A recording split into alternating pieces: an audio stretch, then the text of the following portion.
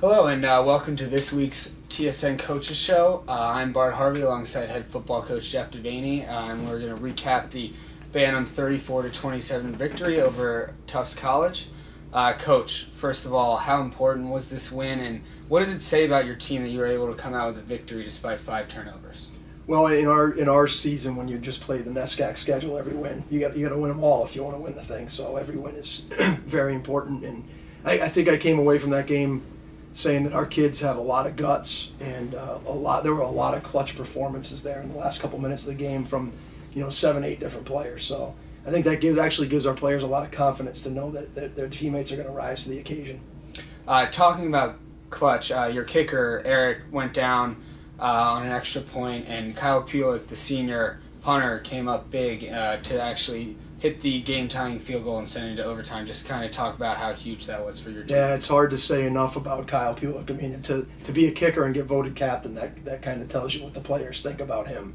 And for him to go out there, he barely practices kicking field goals, and for him to go out there and make 2 of them, and especially in that type of situation, that kid's got guts, that's for sure. He's a competitor. And another huge play on the day was the first play of overtime. Sonny found Brian Vieira in the end zone for what would be the game-deciding touchdown.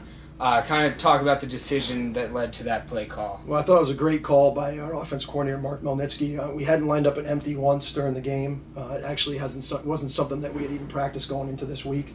But we saw the way they were playing their coverage to the field. We thought if we lined up an empty, they would give us that coverage where they matched up their Sam linebacker with Brian. We actually had told Sonny on that play, first play, don't be overly aggressive. We had Ian Duggar running an underneath route, and he was wide open. The thought was we were just going to hit Ian and gain 10, 12 yards.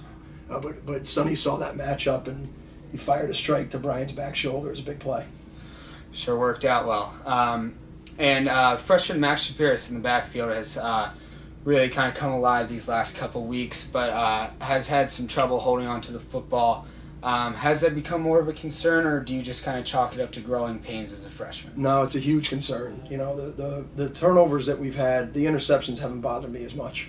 We're trying to be aggressive and throwing the ball down the field, but the fumbles, putting the ball on the ground is not good. And it happened with Gaynor 3 times the first 2 weeks. It's happened with Max twice.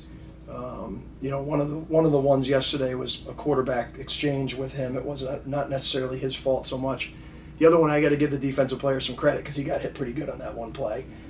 We did have a big first down that Max had made, and he's got to learn to get that first down and not turn the ball over there. But it's certainly something that has to improve.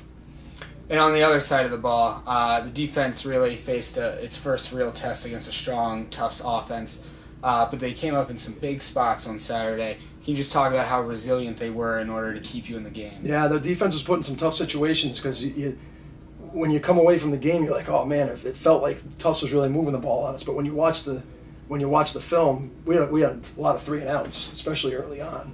And then the turnovers at the end of the 3rd quarter, beginning of the 4th quarter, just put our defensive players in some tough situations. And we came up with some big stops in the red zone again, forcing Tufts to kick field goals there in the first half, and then Dago coming up with that interception in the end zone. Our defensive guys really stepped up and made some big plays. And after such a roller coaster and huge win like this, how do you get your guys to focus on a 1-3 Bowdoin team this week? I honestly don't think it'll be that hard because I think our guys understand that the mistakes that we're making are going to kill us if we're going to try to win a championship this year. And I think that our guys actually having that close win at Tufts, I'm hoping will get our guys refocused on the fact that we need to play better. And it doesn't really matter who we're playing against. We need to fix some of the things that are ailing us right now as a team. Great. Well, thank you, Coach, and good luck next week. And we will see you back here as we recap the Bowdoin game. Thank you. Thanks a lot.